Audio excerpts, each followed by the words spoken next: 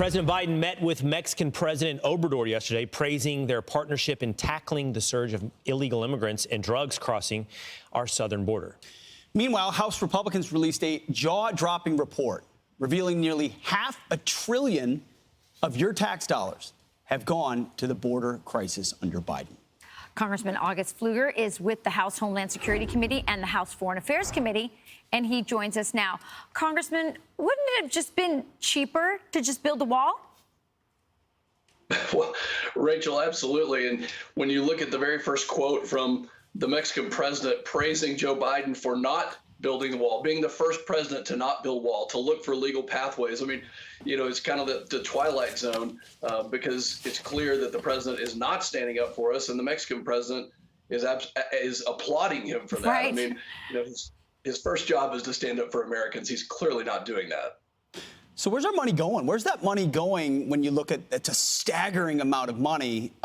What's the utility of it? Yeah, $450 billion, as you mentioned, almost $500 billion to U.S. taxpayers. Let's just start in Texas. $10 billion plus to Operation Lone Star. You've got Yuma Regional with $26 million in medical expenses. You have farmers and ranchers whose fences and ranch homes and properties being destroyed. And not to mention the cost of crime. I mean, in my district, we had the unfortunate incident where a family lost the grandmother and the child. This is happening everywhere, and that is costing counties millions of dollars to process those crimes. It's just insane. You know what? The dollar amount is staggering. Let me make one point, though. The intangible of the destruction of the rule of law is something that we will feel for decades to come, and that's really very scary what Biden is doing to us. Congressman, you know, there was this statement from Joe Biden during this meeting talking about we've worked on, as you mentioned a moment ago, sort of partnering together on increasing legal pathways into the United States. He talked about restitution. And then you've got AMLO saying things like, I want to take this opportunity to greet our paisanos, the Mexican migrants who are living and making and working in the United States. Around 40 million have made the United States their second home, their second country.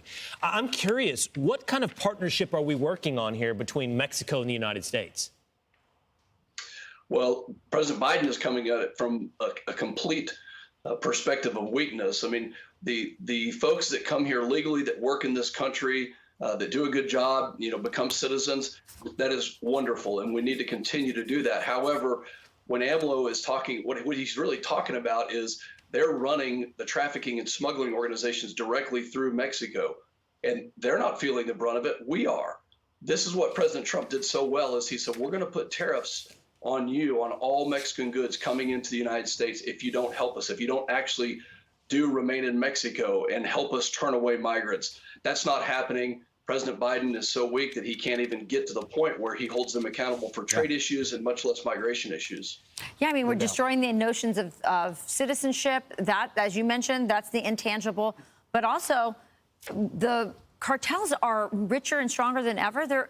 They're so powerful. Mexico is practically a narco state, in my view. I mean, 40% of the land is controlled by the cartels.